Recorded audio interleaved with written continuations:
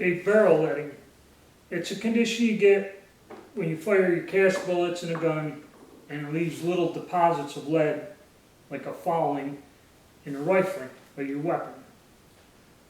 Some people have asked me questions about it. Again, I will put the Los Angeles Silhouette Club has a lot of information on cast bullets, and it does a real good explanation of leading and the causes of it. So we're going to kind of go over it. Most people think that if you use a very hard alloy, you're going to eliminate lead. I have an example here. See if I can zoom in. Okay. These are 238 cast bullets. They're both cast out of linotype, which is real hard. And this one here is a plain base. And my favorite, and the one I always used, I used the one with a gas check. Semi-wide cutter, 38 caliber. Use it in a little 38 special or 357 Magnum, just like this. Okay. I thought using a real hard alloy, I wouldn't get any leading. That was not the case.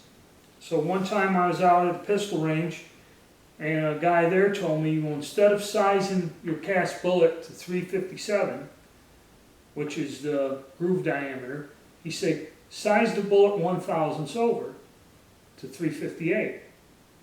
And when I did that with these gas checks in the hard alloy, I never had a problem with leading since then. So the way it works is with cast bullets, and there's two ways of doing it. I always thought with hard cast bullets and smokeless powder, you'd have to have the bullet to size, which basically that's what you're looking for to eliminate leading, is to have that bullet close to the groove diameter or over it, actually over it, so it seals.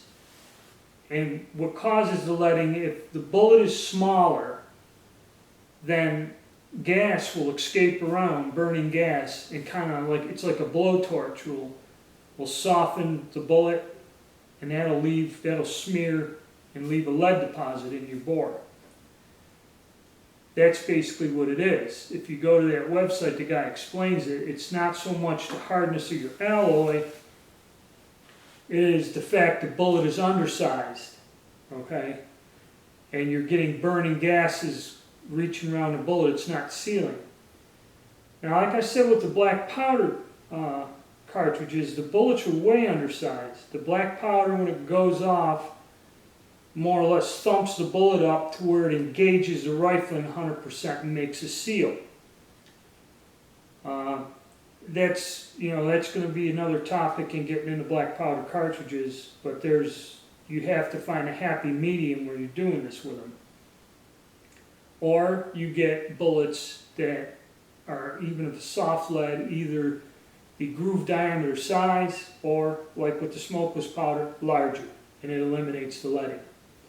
So basically, leading is caused by that problem, no matter what we're using here. Much like these 45 caliber bullets. Now there's a problem that you might run into with this.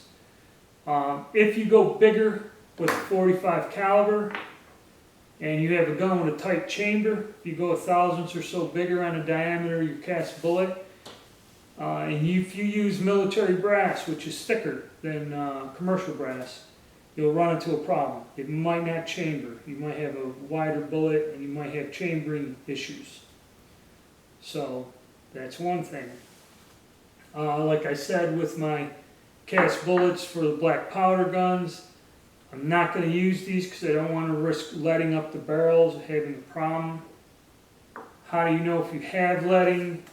When you run a brush through, if you see little specks of lead, or you can look down, and if you see little spots in the rifling, like little smudges or smears, you're getting leading. Now, in a handgun, much like this 38 here, no big deal. You can use a Lewis lead remover. I'm going to do a video on that. And basically what it is, it's just a device that you put on the end of a rod, go down, and it's a copper mesh on a little rubber plug. you put on the end of the, you get the zoom here to work. You put on the end of a rod, and you just pull this up through in this copper mesh. There's a rubber thing underneath there. And what you do is tighten this nut in the back to expand the rubber out, and you pull that through, and you'll see the little bits. When I use this, you see the little bits of lead cling right to this mesh. I'll make a separate video on that.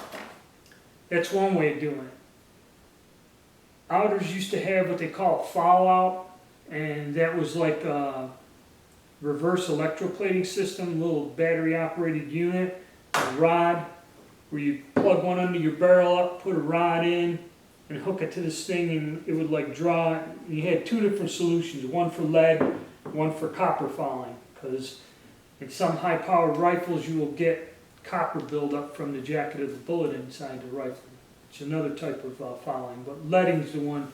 Since we're talking about cast bullets, leading's the one there. So basically that's your cause, is improper diameter bullet, and an undersized bullet causes leading.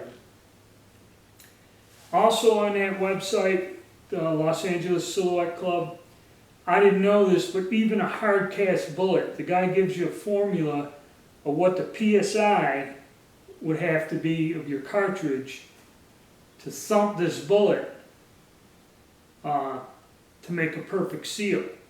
Even though it's hard lead, it's still lead. You know, you put this on a steel plate, hit it with a hammer, it's going to deform.